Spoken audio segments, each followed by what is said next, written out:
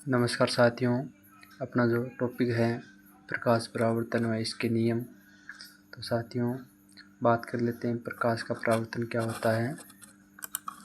तो जब प्रकाश किरण किसी चिकनी पृष्ठ से टकराकर लौट आती है तो प्रकाश की इस घटना को प्रकाश का परावर्तन कहते हैं।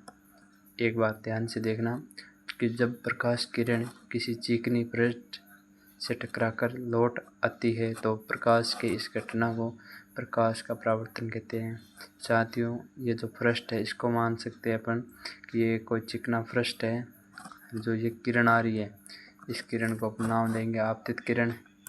इस किरण को नाम देंगे आपतित किरण। और ये जो किरण आई इधर से और इस साइड में चली गई, इस किरण को नाम देंगे परावर्तित किरण। और ये जो बीच में है इसको बोलेंगे अभिलंब। ये है परावर्तित किरण, नहीं सॉरी, ये आपतित किरण, ये परावर्तित किरण और ये है अभिलंब। तो आगे बात कर लेते हैं परावर्तन के नियम। परावर्तन के क्या नियम होते हैं कि आपतित किरण, परावर्तित किरण और अभिलंब तीनों एक ही तल में स्थित होते हैं। परावर्तन का पहला नियम कि आपतित किरण, ये जो किरण है आपतित किरण, अभिलंब और ये परावर्तित किरण, ये तीनों एक ही तल में स्थित होते हैं। और दूसरा दे रखा है कि आपतन कोण तथा परावर्तन कोण दोनों बराबर होते हैं। यानी ये जो अभिलंब के साथ बना कोण है इसको बोलेंगे आपतन कोण, यानी इसको आई से दर्शाते हैं। और ये जो कोण बनता है अभिलंब के साथ इसको बोलते हैं आर से दर्शाते हैं। इसको बोलते हैं परावर्तन कोण। आपतन कोण आई और परावर्तन कोण आर, ये दोनों बराबर होते हैं।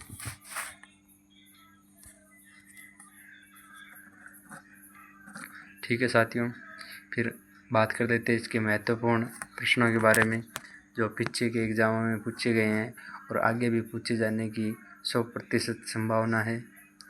तो अपना पहला प्रश्न है, प्रकाश के परावर्तन के नियम अनुसार निम्न में से कौन सा सही है। ये जो प्रश्न है स्टेनोग्राफर परीक्षा 2021 में पूछा गया प्रश्न है, जिसमें पहला ऑप्शन दे रखा है कि आपतन कोण परावर्तन कोण से कम होता है। दूसरा, आपतन कोण परावर्तन कोण के बराबर होता है।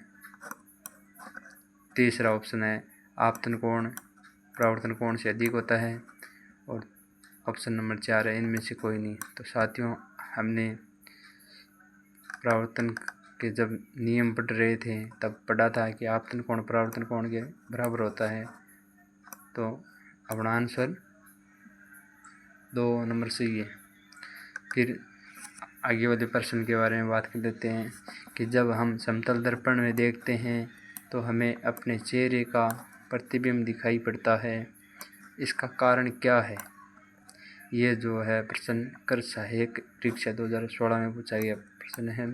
एक बार और ध्यान से पढ़ना कि जब हम समतल दर्पण में देखते हैं तो हमें अपने चेहरे का प्रतिबिंब दिखाई पड़ता है, इसका क्या कारण है। तो इसका पहला ऑप्शन दे रखा है अपवर्तन के कारण, ऑप्शन 2 में दे रखा है विवर्तन, ऑप्शन 3 में ध्रुवण और ऑप्शन नंबर 4 में परावर्तन। तो इसका राइट आंसर हो जाएगा परावर्तन के कारण। प्रश्न नंबर तीसरा है, प्रकाश की एक किरण परावर्तित समतल सतह पर सतह के साथ 66 डिग्री का कोण परावर्तित होती है। परावर्तन कोण का मान क्या होगा।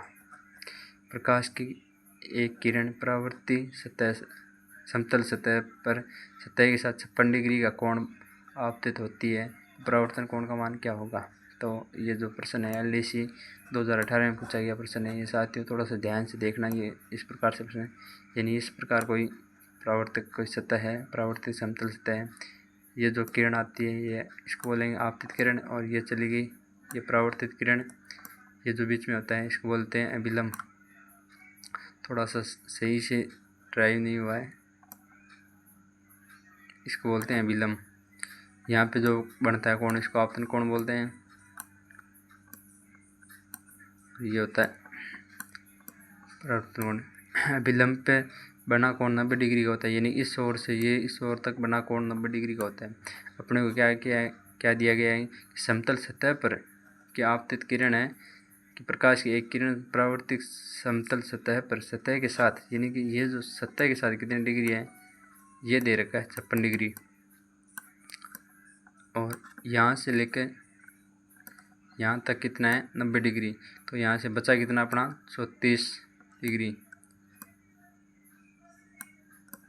तो फिर अपने को पूछा गया परावर्तन कोण, जबकि ये तो आपतन कोण होता है, जबकि अपन जानते हैं कि आपतन कोण और परावर्तन कोण क्या होता है, दोनों बराबर होते हैं। तो ये भी कितना हो जाएगा 34 डिग्री। तो अपना आंसर 34 डिग्री। आगे बात कर लेते हैं 4 नंबर प्रश्न। प्रकाश की कौन सी विशेषता पेरिस्कोप को बनाने में काम ली जाती है कि प्रकाश की कौन सी विशेषता पेरिस्कोप को बनाने में काम में ली जाती है। ये जो प्रश्न है LDC 2018 में पूछा गया प्रश्न है, जिसमें ऑप्शन 1 में दे रखा है अपवर्तन, ऑप्शन 2 में दे रखा है ध्रुवण, ऑप्शन 3 में ये ध्रुवण होगा, ऑप्शन 3 में दे रखा है वर्ण विक्षेपण, ऑप्शन नंबर 4 में दे रखा है परावर्तन। तो इसका राइट आंसर हो जाएगा पेरिस्कोप को बनाने में काम में लिया जाता है परावर्तन। प्रश्न नंबर 5, जब प्रकाश एक माध्यम से दूसरे माध्यम में प्रवेश करता है तो वह अपने किरण के मुड़ने की प्रक्रिया को क्या कहते हैं। जब प्रकाश एक माध्यम से दूसरे माध्यम में प्रवेश करता है तो प्रकाश किरण के मुड़ने की प्रक्रिया को क्या कहते हैं। ये राजस्थान पुलिस 2018 में पूछा गया प्रश्न है। इसमें ऑप्शन दे रखा है व्यतिकरण, ऑप्शन 2 में दे रखा है परावर्तन, ऑप्शन 3 में दे रखा है अपवर्तन, ऑप्शन नंबर 4 में दे रखा है प्रकीर्णन। तो इसका राइट आंसर हो जाएगा अपवर्तन। साथियों मेरी कुछ ट्रिक है, तो जिसमें ट्रिक नंबर 1 में दे रखा है जहाँ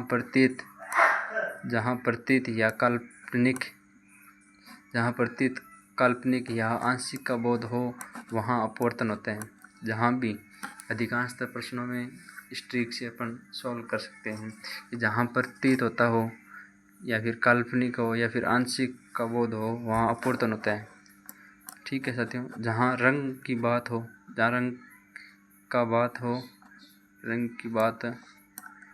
वहाँ प्रकीर्णन होता है। जहाँ रंग की बात हो वहाँ प्रकीर्णन होता है।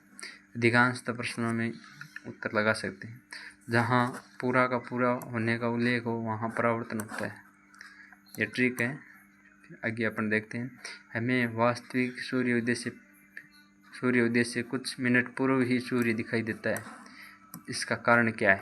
ये RS परीक्षा 2007 में पूछा गया प्रश्न है, जिसमें ऑप्शन 1 में दे रखा है प्रकीर्णन, ऑप्शन 2 में दे रखा है विवर्तन, ऑप्शन 3 में दे रखा है पूर्णांतरिक परावर्तन, ऑप्शन 4 में दे रखा है अपवर्तन। तो साथियों मैंने बताया था इस ट्रिक में देख सकते हैं कि जहाँ प्रतीत या काल्पनिक या आंशिक का बोध हो वहाँ अपवर्तन होता है।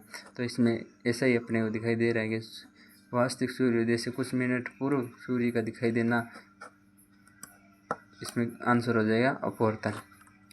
जब चंद्रमा क्षितिज के समीप होता है तो खाली स्थान के कारण बड़ा दिखाई देता है। ये भी साथियों पटवार परीक्षा 2021 में पूछा गया प्रश्न है। इसके ऑप्शन की बात कर लेते हैं। वायुमंडलीय अपवर्तन, ऑप्शन 2 में प्रकाश के प्रकीर्णन, ऑप्शन 3 में दे रखा है पूर्ण आंतरिक परिवर्तन और ऑप्शन 4 में दे रखा है विवर्तन। साथियों ये भी ट्रिक के माध्यम से हो सकता है कि जब चंद्रमा क्षितिज के समीप होता है तो देश के कारण बड़ा दिखाई देता है, यानी बड़ा दिखाई देता है, यानी प्रतीत होता है। ये किस वजह से, वायुमंडलीय अपवर्तन की वजह से। तो आगे वाला प्रश्न है स्वच्छ आकाश का रंग नीला क्यों दिखाई देता है। तो ये महिला प्रयोगशाला 2015 में पूछा गया प्रश्न है। ऑप्शन 1 में परावर्तन के कारण, ऑप्शन 2 में प्रकीर्णन के कारण, ऑप्शन 3 में अपवर्तन के कारण, चौथा इनमें से कोई। जहाँ रंग की बात हो वहाँ क्या होता है प्रकीर्णन। यदि वायुमंडल नहीं हो तो पृथ्वी से आकाश किस रंग का दिखाई देगा। यदि वायुमंडल नहीं हो तो पृथ्वी से आकाश किस रंग का दिखाई देगा। ये भी प्रश्न बहुत एग्जामों में पूछा गया है। तो आकाश कैसा दिखाई देगा, काला। यदि कोई वस्तु प्रकाश को परावर्तित नहीं करती है तो इसका रंग होगा। राजस्थान पुलिस 2011 में पूछा गया प्रश्न है। ऑप्शन 1 में काला, ऑप्शन 2 में सफ़ेद, ऑप्शन 3 में नीला, ऑप्शन 4 में गुलाबी। इसका आंसर हो जाएगा काला। खतरे के संकेत लाल रंग के होते हैं क्योंकि ये जो प्रश्न है कनिष्ठ लेखाकार 2024 में पूछा गया प्रश्न है, जो 2024 में होता। खतरे के संकेत लाल रंग के क्यों होते हैं? ऑप्शन 1 में देर का लाल प्रकाश धुंध या धुएं से सबसे कम प्रकीर्णित होता है। ऑप्शन 2 में देगा लाल प्रकाश धुंध या धुएं से अधिक प्रकीर्णित होता है। लाल प्रकाश धुएं या धुंध से अधिक अपवर्तन होता है। लाल प्रकाश धुंध या धुएं से सबसे अधिक परावर्तन होता है। तो इसका राइट आंसर हो जाएगा लाल रंग का प्रकीर्णन कम होता है और लाल रंग की साथ ही तरंगदैर्घ्य अधिक होती है। ठीक है, जिससे खतरे के जो निशान बनाने होते हैं वो लाल रंग से बनाए जाते हैं। अगले 12 नंबर प्रश्न है, किस रंग के प्रकाश का तरंगदैर्घ्य अधिक होता है? तो अभी मैंने पीछे बताया था, ये जेल प्रेरी 2018 में पूछा गया प्रश्न, जिसमें ऑप्शन 1 में लाल रंग का, ऑप्शन 2 में हरे रंग का, ऑप्शन 3 में नीले रंग का, ऑप्शन 4 सफ़ेद रंग का। इसमें राइट आंसर हो जाए लाल रंग का।